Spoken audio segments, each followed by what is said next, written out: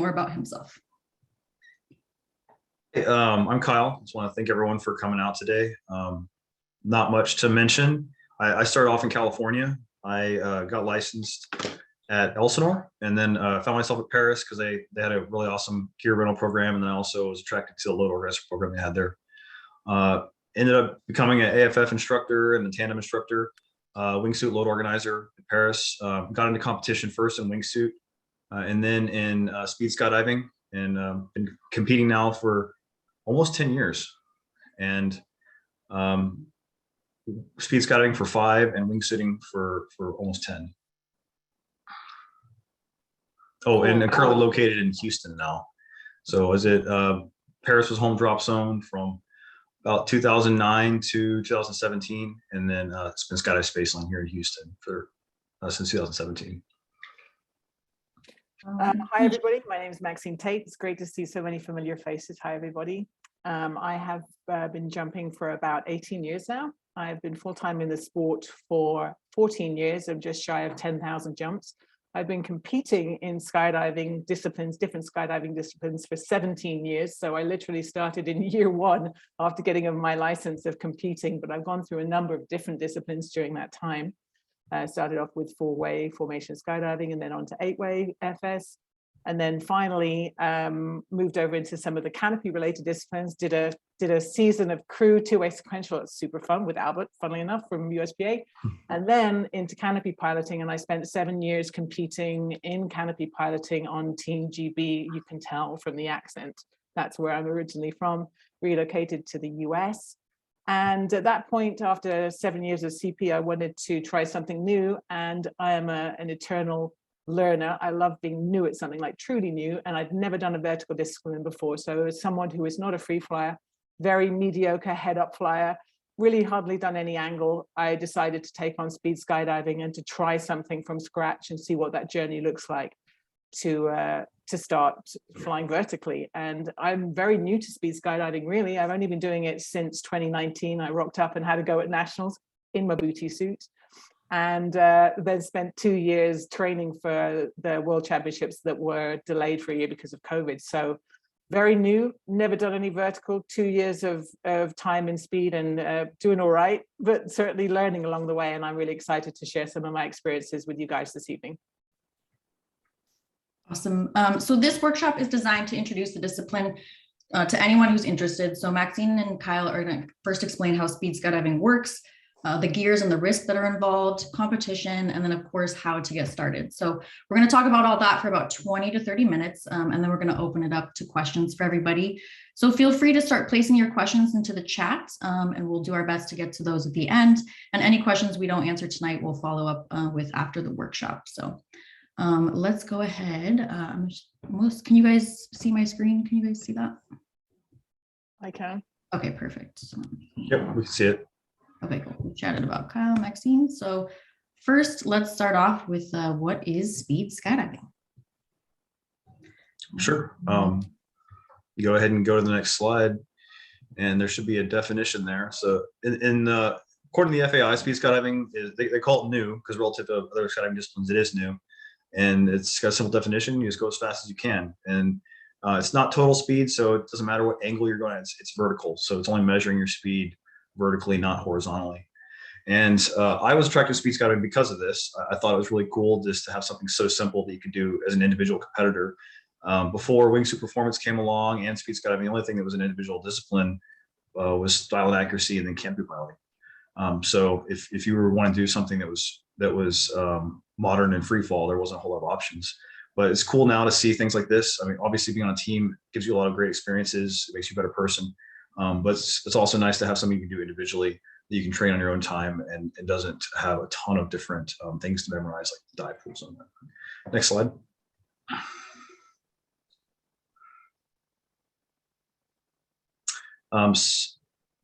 We just lost the screen share. Oh, sorry. I was going to say, before we get into competition, I'm going to show the video. Oh yeah, go ahead. Many people have probably already seen, but Maxine, if you kind of want to chat through Yeah. So this isn't something we actually get to see very often, because as Kyle said, it is an individual discipline, but this is one of the runs I did in training at US Nationals in October 21 in Skydive, Arizona. I am being filmed by one of my teammates. Just to be clear, this isn't, you don't normally do two ways. Don't recommend doing two ways. There's literally only about 5 or 6 people I would trust to go out there with me at those kind of speeds. And you're seeing me in freefall right now, going pretty vertical. You'll see a few wobbles there as well. And then I'm breaking off there to flare out and to decelerate. But basically coming straight out of the plane on heading and going straight into a head down dive and trying to be as smooth and stable as possible to continue to accelerate through the dive. And we'll talk more about that shortly. But also, you don't want your chest track coming out. You'll see that in a second. There it is. But the smoother you are, the faster you go. And the tighter you are, the less drag you create. So it was a pretty decent run, but it also wasn't that smooth. So I know I can go faster, which is great.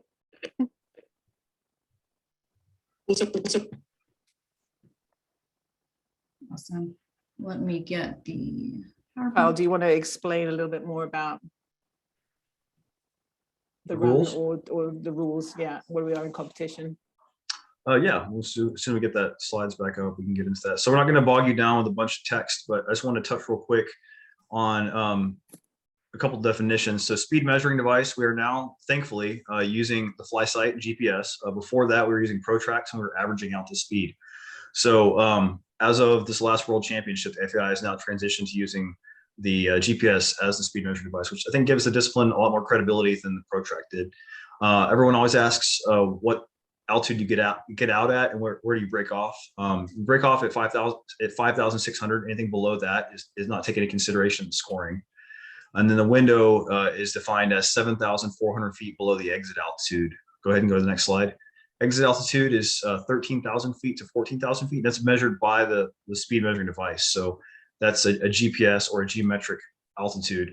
And then it's 7,400 feet below that. So the maximum exit altitude is 14,000. If it's above that, they're going to ask you to re-jump. If it's below that, then you have the option of accepting a jump, or you can do a re-jump.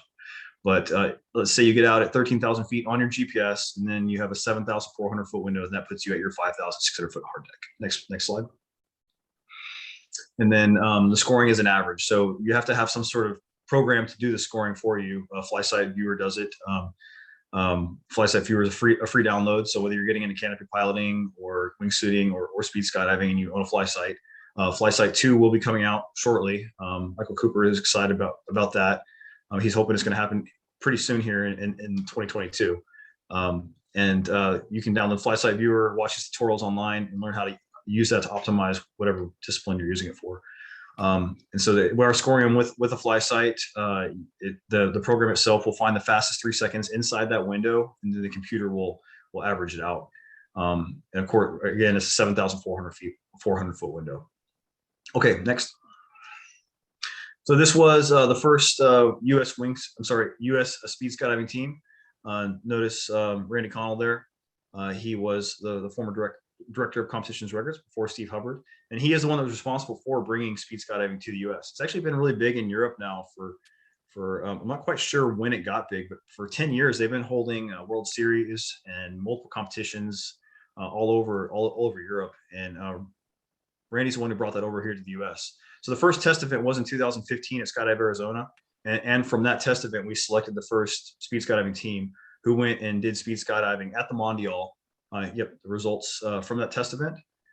We actually had someone from France show up as a guest competitor, and Alex, he was a tunnel instructor, and he won it. But since he was a guest competitor, I was lucky enough to get a nifty gold medal. Next slide. So that first U.S. team went to the first World Championships of Speed Skydiving, which was in Skydive Chicago at the Mondial in 2016.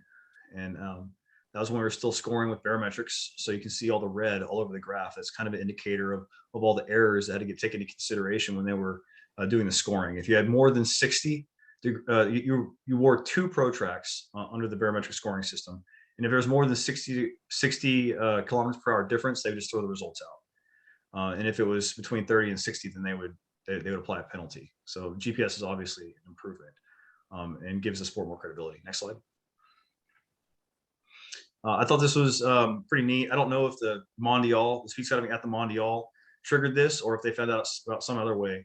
but Rook Nelson was actually approached by some producers that were doing a follow-on to the Mythbusters series called the White Rabbit Project, and they incorporated speed skydiving in one of their episodes. So if you go on Netflix and you look up season 1, episode 10 of the White Rabbit Project, I had a lot of fun getting to participate in a little segment they did on it, where we did some filming at Skydive Oceanside. Norman Kent was actually the videographer, and Carrie, the redheaded host of Mythbusters, was the one who was hosting this episode of White Rabbit Project.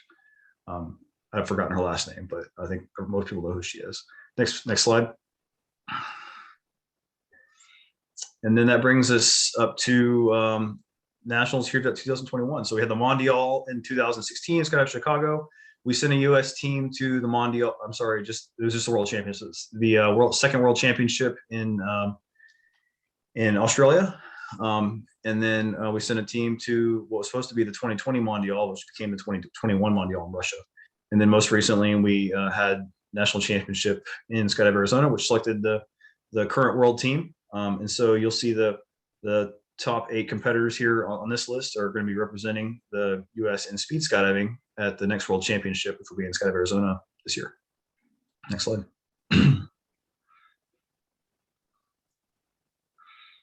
And then the results from the Mondial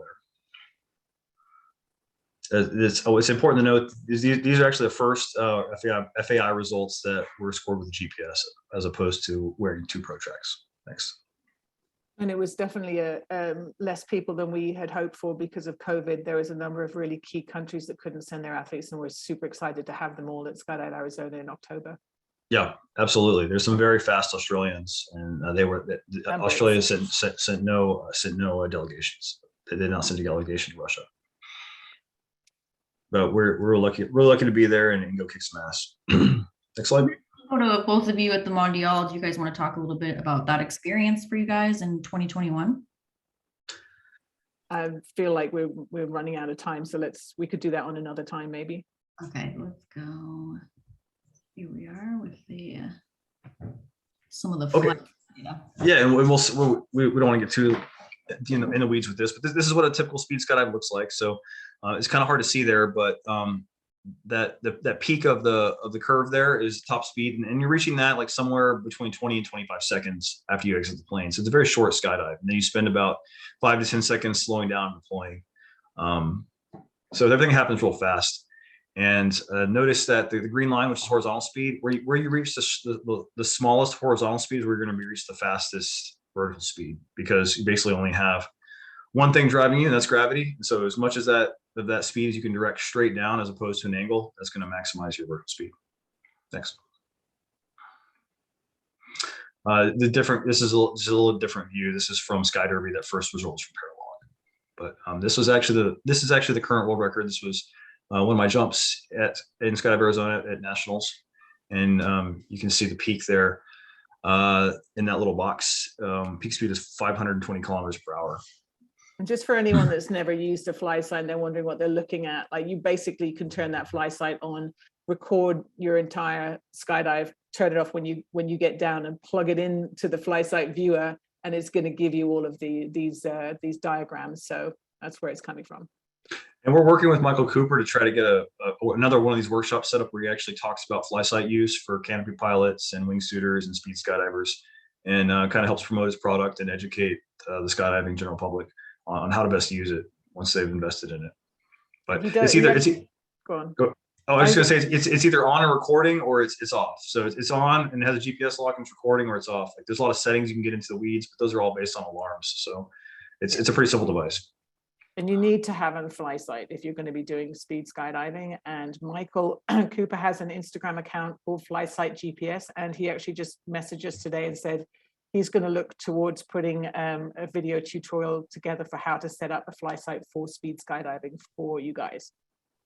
Perfect. Awesome. Okay, so next, I think it'd be good to chat about the gear and the risks involved. So what kind of gear should people be expecting to use? And then after that, what are potential risks they should be looking out for when they start going speeds like normal? Kyle, can you hear me? Oh, yep. Hey, Gary. How are you? Welcome. I'm still fighting everything. I'll probably be out. Did you want to get into this, Maxine, or do you want me to go ahead and get started on? Why don't you start on some of, you do the headlines and I'll talk about my experiences that I've had. Gary, you Yeah, might want for to sure. mute yourself. Yeah, absolutely. So the gear getting into speed skydiving, it's really not any different gear than you would have on a normal jump. You want to take the same precautions that you take with your gear trying to do a vertical jump. If you're going to try to learn to sit fly or fly head down, you want to make sure that your closing rope is tight and that your rig is properly packed, that you have a properly closed reserve pack job. People ask all the time what happens if your reserve opens when you're on a speed skydiving. The answer to that is we don't know. We don't want to find out, and so we just make sure that everything looks super nice and neat and is done in accordance with the highest standards, and that you have nice your VOC is not worn out, and that you have a well-packed pilot chute. The only modification that I really made to the gear that I used when I started speed skydiving was I went from a magnetic riser system to a tuck tab, which kind of sounds like going back to old technology, but I could not get my magnetic risers to stay shut. And I tried upgrading the magnets. I tried taping my risers, which worked, but then was told that was not allowed. But then I went to a tuck tab, and that solved the problem. That wasn't an issue for me until I started hitting speeds of like 270, 280 miles per hour. So if you're wanting to get into it, you can probably use the current gear you have now just to make sure that you pay attention to your pack job and that you basically take ownership of it and take some pride in the pack job and make sure that everything's nice and neat and tight. And your local rigger will help you out in looking at that and doing a little bit of assessment. But if it's good for sit flying, for free flying, that it's probably good for speed skydiving as well. But definitely get an opinion from a local expert. Fly sight, if you want to look at your own results, you're going to need a fly sight to check your results. And then, like I said, Fly Sight Viewer is a free download that you can get from Fly Sight. And then I would not recommend doing this without an audible. I typically jump with two audibles, and I've now recently, I didn't do this for a long time. I practiced for many years, not doing this, but I've recently started plugging in my headphones into my fly sight and setting alarms on my fly sight so that I have now altitude awareness from the GPS as well as my audibles. And I crammed my head into a smaller helmet. I went from a size large Cookie G4 to a size small because I think that helps streamline the amount of surface area hitting the wind. Now it's just a decision I made to try to go faster. And then that actually affected my audibles being a little bit less consistent. Okay, some of the experiences I've had with gear we'll tick that one off first. I use my G3, actually. I have a G4, but I use the G3. And I'm going to start from the head and work my way down.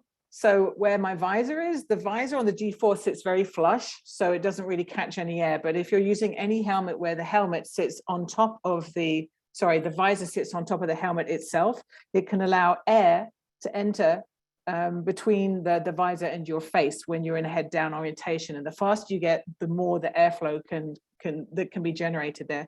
There's a couple of things that can happen. Firstly, you might actually lose your visor if you're going really fast. That actually hasn't happened to me.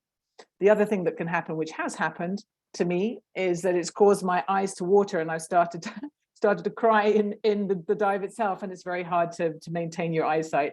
So when I'm using my G3, I always put a piece of electrical tape across the top leading edge of my visor to make sure that doesn't happen. I always use two audibles. I've never used a fly sight with the earphones before, but I use two audibles, and that's required in competition as a minimum as well.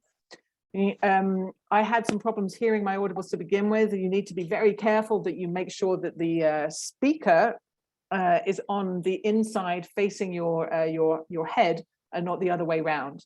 And you need to make sure that the orientation of where the audibles are sit right on your ear canal so that you can hear them very, very clearly. I know a number of speed skydivers also do use a visual, which is an LED cue. I don't have one of those. I just have the two audibles. I saw someone ask a question about where they set their audibles in the comments. I personally set both of those audibles to go off at 5,500, just below the end of the window. And then I have the bottom ones set to go off at my hard deck, and then the deployment altitude in between. So really no different from a normal freefall jump, break off, deployment, and then hard deck. And I have them both set the same so that they're screaming in both ears, okay? I believe that those that use the LED, Shane told me this, that he only has the lights going off for the first time at break off. So it's very clear we want to deal with absolutes here, okay? I also saw someone ask in the comments whether they're using a full face or open face. I'm definitely going full face. I don't know that it's a requirement. I think some of the steeper angle flyers that play in speed, sometimes they do it with an open face, but I certainly wouldn't. There's a lot of wind going at those kind of speeds, people. So I would definitely have a visor there. And then also you're not going to have the air in your eyes causing your tear ducts to go for sure. So just working down, I have riser covers. I have a Javelin Odyssey. I've never had any issues with those. I do have my chest up done up really, really tightly, more so than I would do normally because I have an articulated harness. Okay, so I have the rings where my chest strap is that could make the risers move if it was so orientated that way. But I've never had a problem with it. I make sure my chest strap is cinched in very tight. What I have had happen, as you saw in the video, is the chest strap excess has come out and started flipping around, which can be very painful at those high speeds, I guarantee you. So I want to make sure that the keepers that I have are nice and tight and the elastic hasn't gone in them. And I've found a different way to store the excess now just to make sure that it doesn't come out. The same with the leg straps. I've had my leg straps come out once or twice. And again, that's quite painful at high speed. So making sure the straps are stowed and not going to come out and the elastic keepers are in good order is a very good idea. Closing loops, as soon as a closing loop to me gets even a fray, it's gone. Absolutely gone. There's no tolerance for any bad quality closing loops for sure. And the other thing that I'm really, really careful about is the fat pad. I personally wouldn't use a hacky. That's my choice. I've seen people use hackies where the hacky sits flush with the side panel. If you imagine where the relative wind is, you don't want the hacky exposed to the relative wind in the dive. But I personally would always go for a fat pad and I'd make sure that there's a tuck tab. And the one thing I'm always really careful about is before I exit the plane, I check to make sure that tuck tab is still cinched properly in and that my handle is where it needs to be. Because of course, if you happen to be one of the first people out the plane, you're moving around on the plane floor a lot and it can be dislodged. So please, please, please be very careful and very diligent about checking to make sure that your gear is in order before you exit, but especially the fat pad at the bottom. And that's probably it on the gear for me. George, should we talk a little bit about the free fall aspects? I'll add a little bit about the gear because I just skimmed through some of the questions and they're related. The question was asked if you have to wear a helmet, and yes, you do have to have a helmet. You have to have something to attach the fly sight to, and the fly sight is mounted on the helmet. That was the question was asked, but you don't have to have a closed face helmet. There's actually some people that are jumping boneheads or other helmets that don't have a visor because they feel like that there's more form fitting to their head and less drag. But you just have to have something to tape it to. And we tape it to the helmet with duct tape. We just put 4 pieces, one on each side, and surprisingly it stays. It doesn't get ripped off at those speeds. But it's not a very big object sticking out to the wind. Someone asked if there's different groups for competitions. Right now, no. There's men's and women's, and then if they have enough people, then they might consider doing like a junior competition group. It's actually written into the rules. And then someone asked about suits. I guess that's hasn't been mentioned yet. But a lot of people jump in a free fly suit. I started off jumping in my free fly suit, and then I have a baggy suit. It's a slightly baggy suit in the forearms and in the calves. So I transitioned to just wearing Under Armour. But then I found a Deem suit that Scott Rumble offered to loan me, and that actually was a form-fitting suit. I started wearing that, and that worked better for me than wearing Under Armour. I want to just add to that when it comes to jumpsuits, it's interesting because, like I said, I didn't have any vertical experience when I started this journey, and I couldn't put on a tight suit and then go out and be stable. I really couldn't. And to me, it's exactly the same concept as downsizing your canopy. You know, you need to start with something which is bigger with a little bit more drag that you can actually maintain stability. And then you need to start downsizing your jumpsuit to something tighter and tighter and tighter. So I went from the booty suit, that's pretty funny, back onto a free fly suit that had some drag on my arms and legs. And then from that, I went on to a competition jersey and some leggings. And then after that, and this is 2 years down the line now, I finally went on to a free fly dynamic tunnel suit, the Supernova from Liquid Sky. But that was a process, you know, and you don't want to get yourself in a point where you go out and you put on something super tight and then you can't maintain stability in the dive. because that's one of the first things that happened to me. And I corked out a good few times because I couldn't maintain stability with so little drag on my body, right? So I've written down here, walk before you run. And think of the jumpsuit as being like a canopy progression. Step by step by step, wait until you've got a good stable dive before you move on. That would be my recommendation. Yeah, I guess we can get into eventually. If we get into theory. I had a similar experience. I don't know if this is the right time to talk about this now, but I mentioned it since you did. But I had a similar experience where I was practicing in Under Armour, and then I was at the point where I was trying to control speed wobbles, and I put my free fly suit back on and did some speed jumps. And I don't even think I think it was just because it was convenient. But I had my fastest speeds ever, and it was because that little bit of drag actually made me stay stable. I didn't have the skill level yet to stay stable wearing like the super slick Under Armour. And so I did a bunch of jumps in the free fly suit. It was a little bit more baggy. I got my skill level up, and then I went back to the Under Armour, and it went even faster. But it's almost like downsizing too quick, to use the canopy analogy. I suggest we talk about what a speed run looks like and how to do it well. Yeah, absolutely. It starts off with just exiting however you feel comfortable. I have tried different methods. I've tried exiting on my stomach, exiting on my back, and most recently I have gone back to exiting on my back. So I exit on my back, my head towards the front of the plane. I look at the plane and watch it fly away, and then lean back and get eyes on the horizon. And then once I feel myself hitting that vertical position, which I've practiced many times to get a feel for, I really start tucking up tight, and I choose to look at the ground. Some people look at the horizon.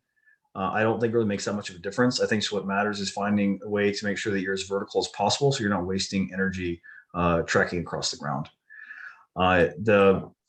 You're gonna feel yourself accelerate as you get better and better. It's gonna start to get a little bit more intense each jump, where it gets to the point where the wind noise gets pretty loud, and the helmet shakes a lot.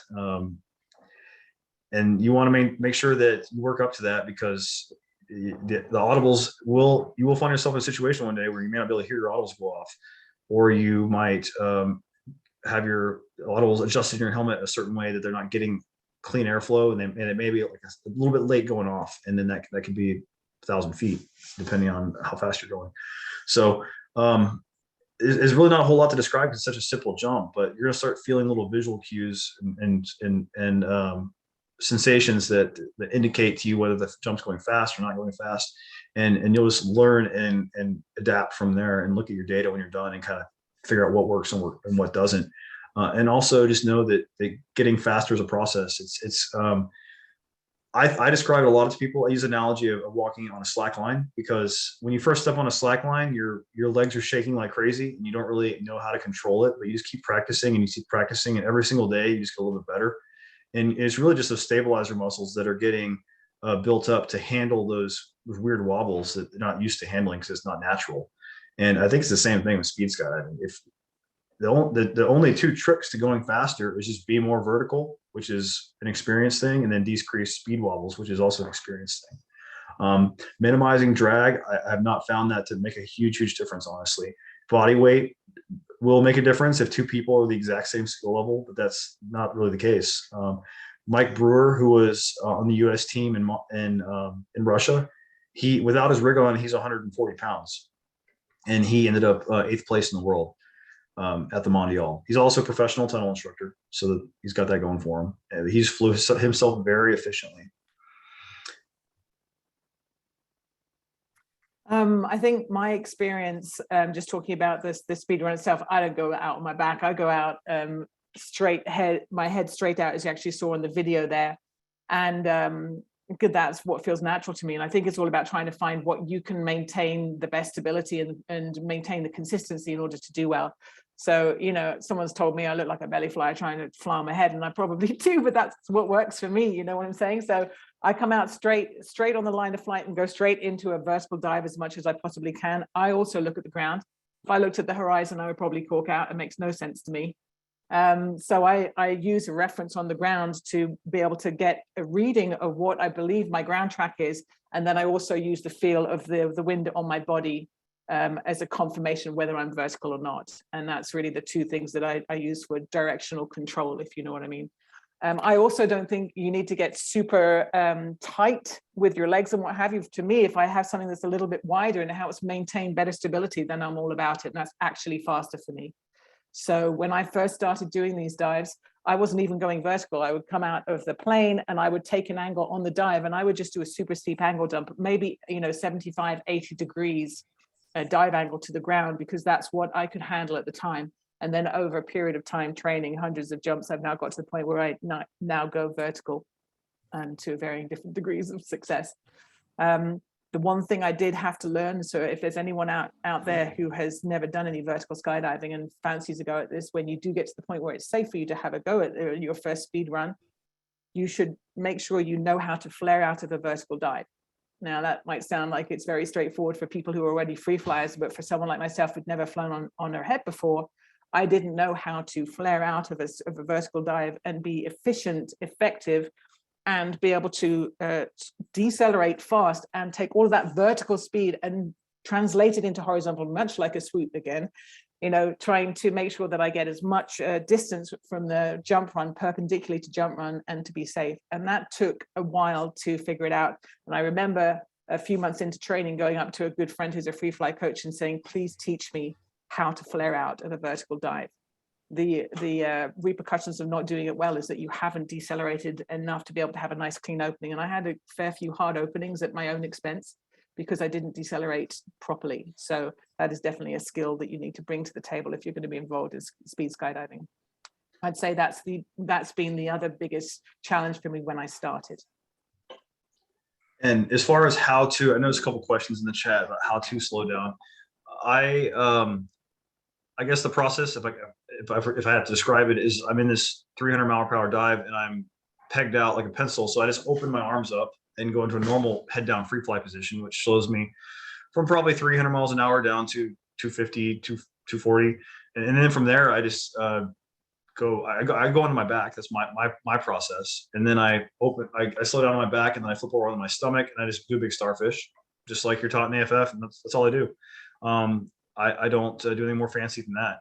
And I'm working on just being as flat as possible. And I just try to hold that for a few seconds. And then, you're wearing such a slick suit, and I'm a big guy, so I'm not slowing down to 120 or anything, probably slowing down to 150 or 160. And so I do have a little bit of a snappy opening, but I've just learned that's part of the territory.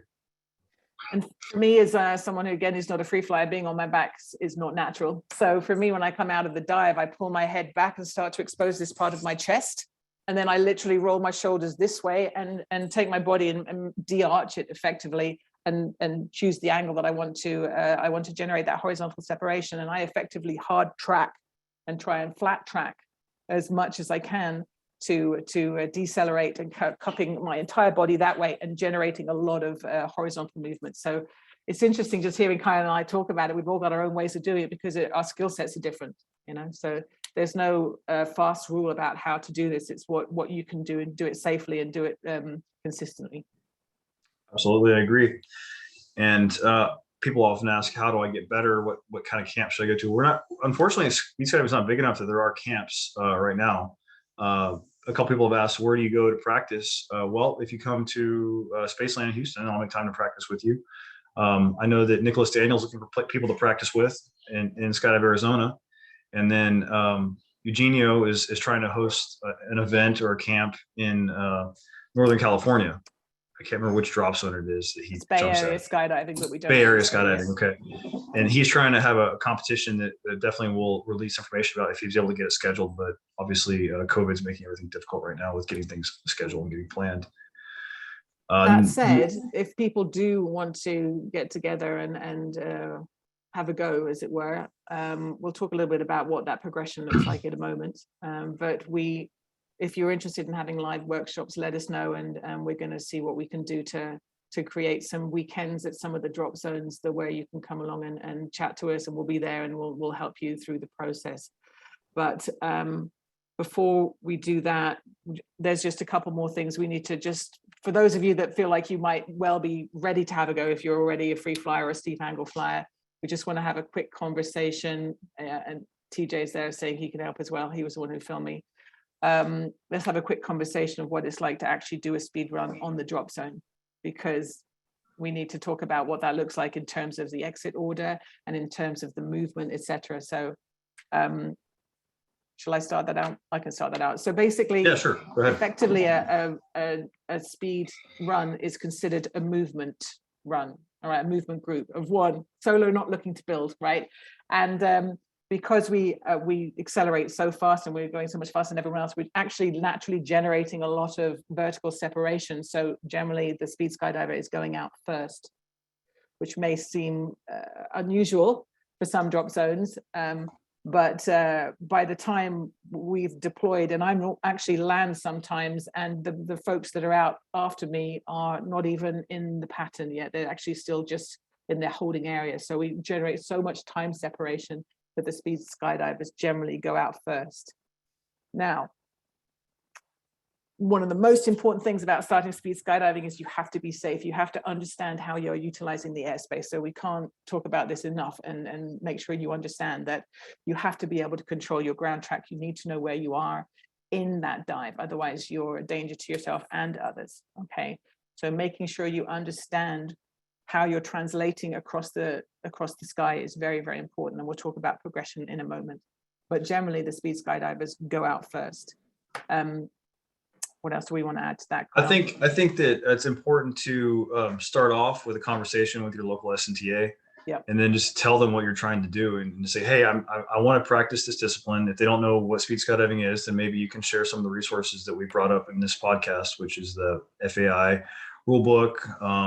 You could direct them to one of the competitors that might be local, that if you're lucky enough to have one, or connect them with me or Maxine or Steve. And we can talk about the discipline a little bit and help spread the word about what it is for any SNTA that doesn't know. But there's going to have to be a conversation between you and the people who are in charge of safety at your drop zone, so that you have a good source of two-way communication. I agree that there's not really any other way to do it safely, especially once you start getting into speeds that are surpassing normal head-down speeds. And there's not any other safe way other than the speed skydivers to go out first, because you'll get to a point where you're in a potential situation where you could be passing belly flyers in flight. So, and you don't want that. That's going to be unsafe. And there's a lot of arguments people will have about drift and typical stuff like that. But because of this scenario where a speed skydiver might pass a belly flyer in free fall, there's not really any other way than the speed skydivers to go out first. And if the SNTA is not interested in allowing that to be the case for your training, or as you're attempting this, then that's when you have to go to somebody who's more experienced and say, hey, let's have a conversation about how to make this happen safely. But you're not, if you're brand new at speed skydiving, you're not going to start off going that fast.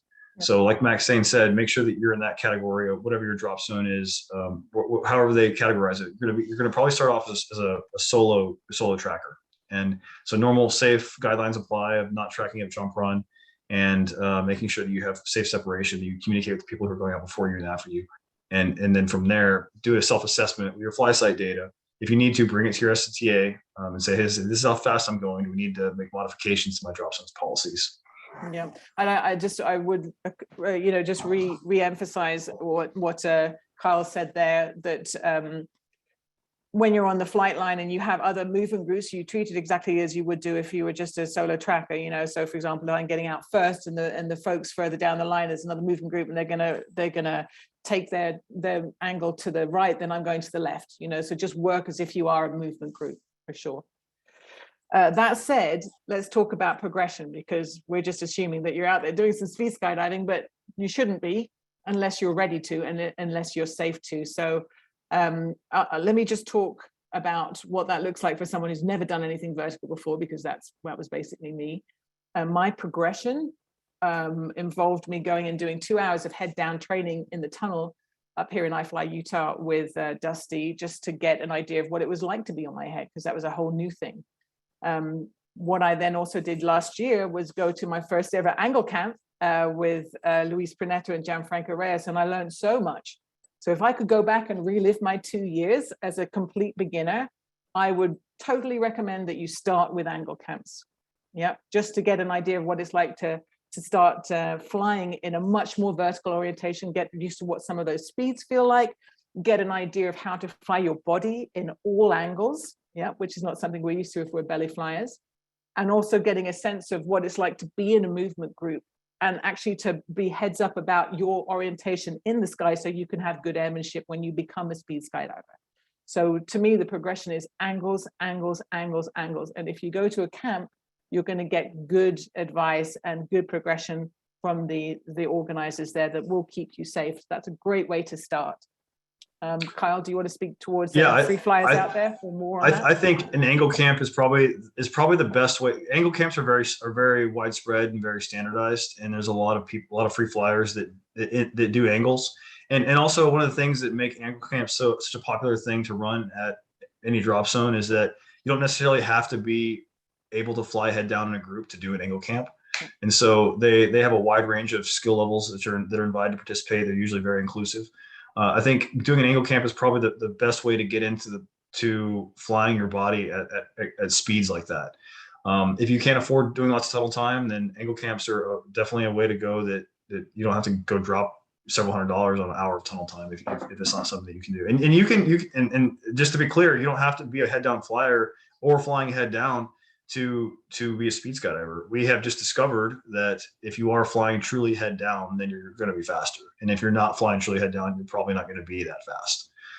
But you have to start somewhere. So if you aren't at the point yet where you can afford the tunnel time or you're flying head down, then just go out there and track as fast as you can and start doing angle camps to get used to flying faster and tracking faster and seeing what other people do in that group that you're flying with to get going faster and to be more streamlined. And you'll start learning a ton. Also in angle camps, they fly on their belly and on their back, and you're going to start to understand and get a feel for what it feels like to have air on your back and air on your stomach. And it will increase your awareness and increase your ability to naturally control yourself in the air, and it will just overall lead towards becoming a more controlled flyer at all speeds and all angles, and then ultimately a better speed skydiver as well. And I think it's, we always talk about training smart, right? And I think training smart is the angle camps because that's the best bang for your buck and so much fun. Plus, you're going to be doing a bunch of solos. So go out there and have some fun with your friends. And because you do get moving faster at angle camps, the coaches are going to be like they're going to maintain awareness of what your gear looks like. And they're going to tell you, hey, like this is something you might want to check. You might want to fold your pilot chute this way. It'll work a little better. But angle camps are a very widespread, very popular way to learn to fly almost head down and very fast. Yeah. And then you can go from there. Cool. Awesome. Well, I think if you guys are ready, we can open it up for some questions. We definitely have some in the chat already. I know you guys have answered a few, especially regarding the gear. We can go back to the beginning here. So, and feel free to raise your hands and then we can call upon you and you can unmute and ask your question. And just so you guys know what's coming up, US Nationals, by the way, is at Skydive Chicago this year. And the speed skydiving discipline will be taking place on the 18th to the 20th of September. So if that's something that anyone's remotely interested in, put that one in your diaries and we'll do what we can to help you get there and get there safely for sure. Yeah, which actually reminds me, we have a few questions for you guys. So I'm going to run this poll here. So feel free to answer these questions when you have time. Just learning a little bit more about you guys. And nice. And if you haven't ever come and competed at nationals, there's no prerequisite to compete at nationals. You can just show up and learn a lot. So my first nationals, I did 4-way and 8-way and 10-way, and I showed up not knowing really what to expect and left learning so much. And I did more events than I just came there to do 4-way, and all the other events were just pickup teams. And so you can show up to nationals and do just speed, or you could do speed and do an MFS pickup team. There's a lot of things you could do, but definitely if you've never been to nationals, check it out. Go to their website, see if you can make it. Look at the dates, kind of learn about what it takes to go to that drop zone. Did we say it was at Chicago, right? Yeah, Skydive Chicago. Chicago has, you can camp there for free, and it's actually a beautiful place to camp, like on a river. So you can go and sleep in a tent under a tree and not have to pay for a hotel, and you can eat on the drop zone, and it's a great time. And I will be, I'm going to be training at Chicagoland Skydiving Center at Rochelle in September, for the month of September, in anyone who's interested in training alongside me, you're very welcome. I'm just reading some of the comments here. Janine's just asked how many flyers per pass is more separation needed between speed flyers and other groups.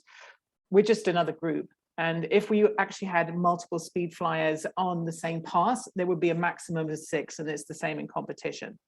But if I'm just out training and there's a belly flying group or even free flyers after me, I'd just be treated as a movement group, as one person. Just answering that question. And it's like 5 seconds, something standard. And, Well, and as it would be normally, depending on what the winds are doing. Yeah, just to be clear. So Jesse's asking, does USPA or the leadership in the sport have a recommended skill set before a person can start attempting this activity? I don't believe that there's anything in writing. I think there's just about what is safe to do. And we've certainly talked about some of the ideas of who's ready to get into that kind of fast vertical skydiving. It would be the same as, anyone who's doing, speed angle jumps or, steep angle jumps, or anyone that's already flying on their head kind of thing. So we've talked a little bit more about that progression. Yeah, I'd say that if you're brand new, that the checklist should be talk to your local rigger about your gear, talk to your local S&T, let them know what you're trying to do, and then just do a self-assessment. Are you ready to take personal responsibility for doing something that's going to make everything happen twice as fast or 3 times as fast, and just be a little bit more sensory intense? I see Anthony's asked us if you are at high speed and fall off uncontrolled. I imagine that means you cork out or something like that, similar like that at first. What can you do to prevent an injury? Well, on those circumstances where I corked out to my belly a few times and I on my back and ended up in a flat spin. That was fun. It's the same as you would do with any stability, like get big, try and slow down, arch, get stable again, and then orientate yourself. So I'd say definitely relax. You don't want to be stiff in your body. And in fact, that's maybe one thing that's just worth mentioning. I find when I'm doing any speed runs, I'm actually trying to be relaxed whilst maintaining my body position, which is it's a weird dichotomy of trying to get that right between the two. And to me, the physicality is only part of speed skydiving. I'm trying to maintain my stability whilst being relaxed and letting it just pass over me, if you know what I mean. And you almost get past the wobbles and then start to get a little bit more stable. That's what I find. So, but the one thing I would say, at least for me, my best runs are when it's all about the mindset. If I'm relaxed, in control, and have a full, I'm going to say it, no half send, full send mindset, and I'm not worried about my equipment and what have you, but I'm just completely locked into what I'm trying to do, those are the best runs for me. So Anthony, in answer to your question, I think relax, get big, get stable, and reorientate. Jared says, what's the average speed during opening? And I would say that you can slow down to whatever you would be able to slow down to wearing that jumpsuit at your body weight on a belly jump. So it doesn't take that long to slow down. I'm sure you all seen the people in the tunnels like dive down the tunnels and just like stop right before the net, like inches above it.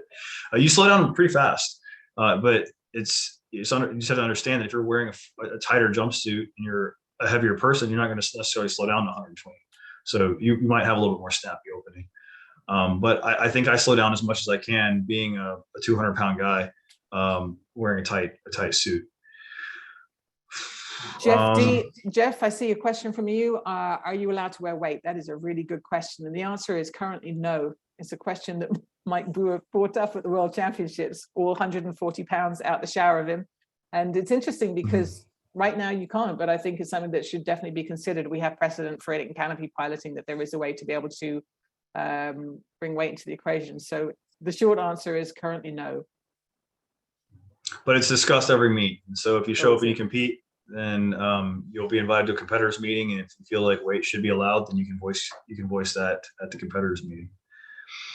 Someone asked if it's a bad idea to do speed skydiving with a PVC handle. I don't see why not. I think that it's one qualifier like that isn't really enough to answer the question. It's more about how your pilot chute fits into your BOC, the condition of your BOC. It's not required to have a tuck tab. I've done many speed skydives with a Mirage rig that did not have a tuck tab, and it was actually a hacky. I didn't like doing it. I didn't feel as comfortable as I did with my my tuck tab on the UBT rig that I jump now. But I don't think that it's something that you should be afraid of. Just have your rigger take a look at it and give us a recommendation. Okay. Brandon, hi Brandon, saw you at Nationals.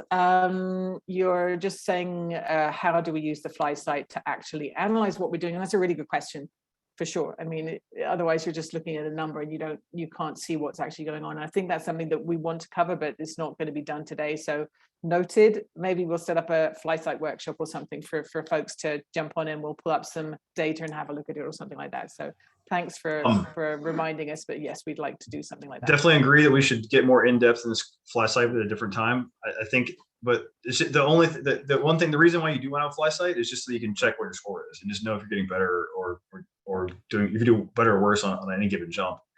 And then the one thing that I'll throw out there that you can check on your fly site is your horizontal speed. So I always look at my horizontal speed, because the lower your horizontal speed is, that means the more energy you're directing straight down, and then that's going to result in typically a faster speed, as long as you're not wobbling really bad. Trying to improve from one jump to another. I mean, I've done a lot of jumps in a very short space of time. I come down from my jump and I just try and remember one or two things about how it felt. You know what I mean? Like what, and then just to make some notes on that. And we have such a small, this is the challenge, such a small amount of working time to try and change anything, that you're really just trying to do one little thing at a time. So I might, if I'm doing 5 or 6 jumps in a day, I used to do 8 or more, and honestly, it really hurt my body. So I started doing less. It's a lot on the body. 5 to 6 jumps a day maximum to make them quality. What am I going to work on today? I'm going to try and pull my shoulders down and get elongated in the spine today and see how it goes, you know, and I try that for the day, make a few notes on each jump, and either it was good or it wasn't. Look at the figures, you know, and that's it. It's a numbers game. That's what's so challenging about it, because it's such a small amount of time that you can actually make any changes. I was going to say the poll results are up, so you guys can check those out. And not surprisingly, 92% of folks would love to see a fly site GPS workshop. So we'll, Awesome. we'll work on that. Yeah. Also, it looks like 84% of the people here have not been to nationals. So please go to nationals. If you know, look at the schedule and pick a few events. If you can take the time off work and you have the money to pay the registration fee, then do as many events as you can. You'll have tons of fun. You'll meet tons of new friends. Matt asked, is fly site the only option, or can they use Dacuno or other brands? And the answer is no, it's just fly site. Fly site is the designated measuring device in the rules. Sorry, dude. But it's also an awesome piece of equipment. I love it. I use it all the time, even when I'm coaching canopy piloting, all levels. So it's worth the money.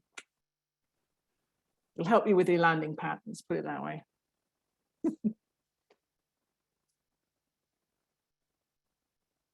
But I don't know if this has been mentioned. If you show up to compete, they'll give you a fly site. So you need to have your own fly site to probably train. I'm not familiar with the Dacuno or Nexus. I don't know if, I assume those are GPSs. But if you show up to compete at nationals, they will give you a fly site to use that the judges maintain custody of. So you will make your jump. You'll hand your helmet in to the judges. They'll score the jump. It'll end up online somewhere, so for everyone to see. And then they'll give you your helmet back when it's time for you to get back on the plane for the next load.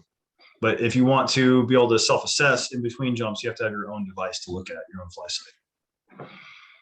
Yeah, thank you for qualifying that. You don't have to have the fly site, but I also want to know that I'm getting the same measurements I'm going to get in competition. So I agree. Yeah.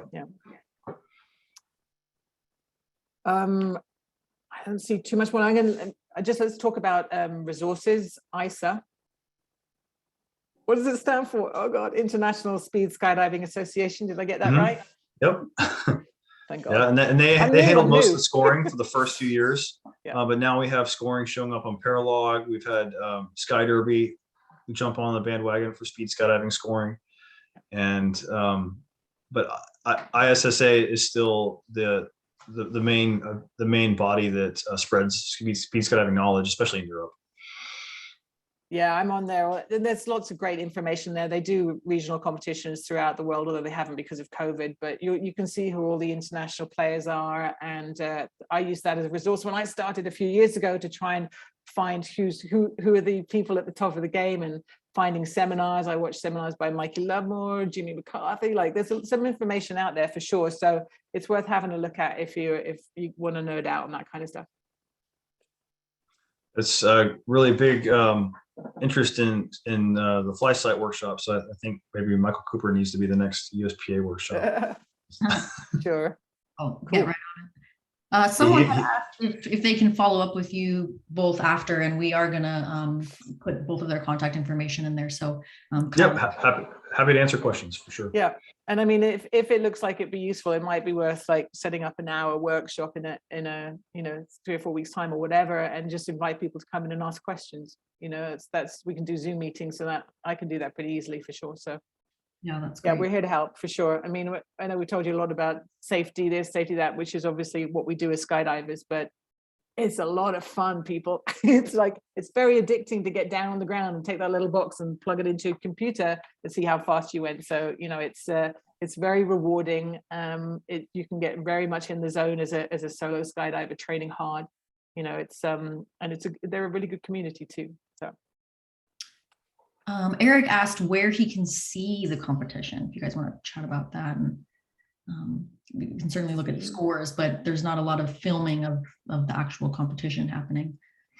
If you're looking for the results, the results for nationals were on Skyderby. So you can go to skyderby.ru, and it's RU because it's made by a Russian guy named Alexander.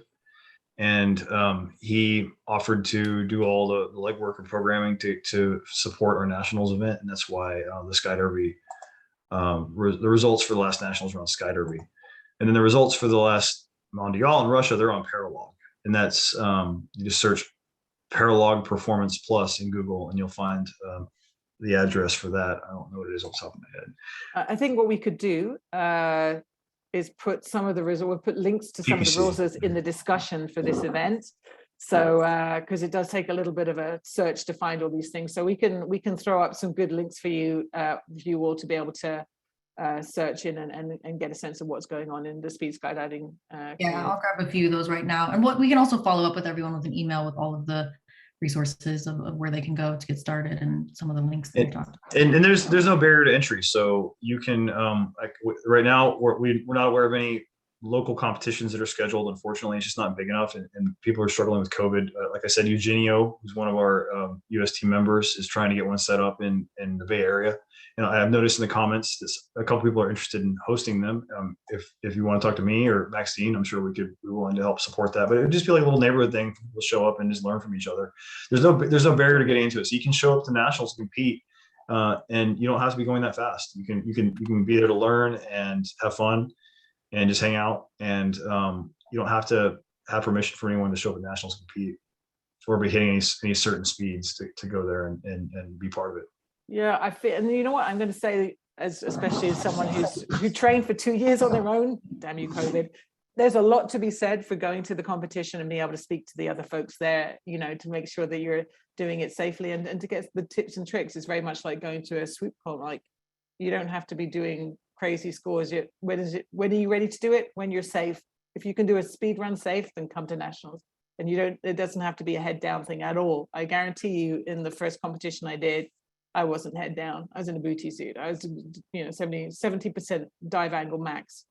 It's super fun. And, you just have to be safe and have good airmanship to be able to compete and come and join us. Awesome. I see one more. I've got to answer. It's my girl, Jessica Johnson. Hi, Jessica. She asks, do you guys look at your speeds during competition? Oh, that's an interesting question. It's like, do you actually check out your scores in any discipline during competition? I definitely do. I don't necessarily need to have it confirmed with the official score, but I come in and look at my fly site because I want to get a sense of whether it was a good run or not. Because when I go from one run to another, I want to take the same mindset, the same physicality forward. I want to know whether I went mostly over the top. I want to know if I hit wobbles and went past vertical, if I'm translating across the sky, because I can't always tell because I'm not that much of a badass head down flyer. So I like to look at it and give myself a little bit of feedback during competition. And I've tried listening to my speeds on my fly site, and it all happens too fast. You can listen to data you can listen to data feedback when you're wingsuiting with a fly site, and I think that works a little bit better.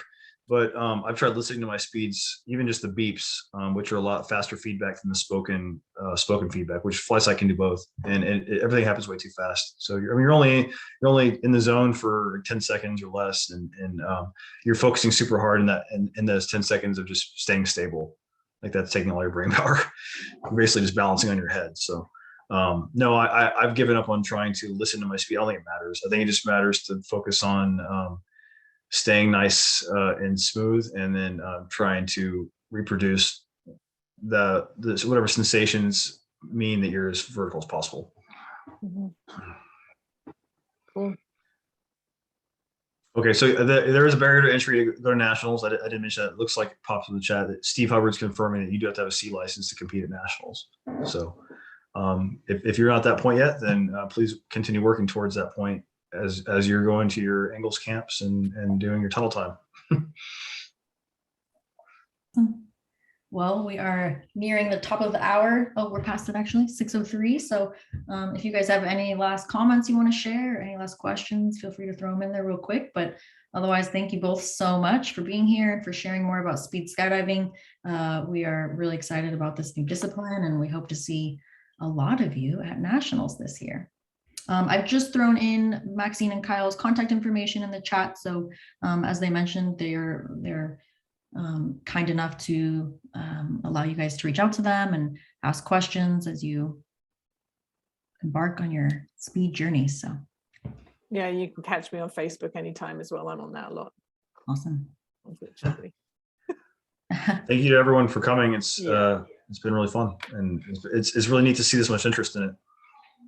Yeah, it really is. It's awesome. Thanks. Yeah. for being here. Let's see the numbers at nationals, and then let us help you on this journey for sure.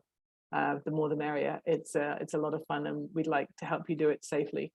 And if you have fun at nationals and you want to focus on it and get good, we're always going to need more fresh bodies to fill slots on the US Speed Skydiving team, and that'll send you to cool places around the world to represent the United States, and you have to wear a uniform, and sometimes they even help you pay for it a little bit. So pretty neat goal, pretty neat life experience.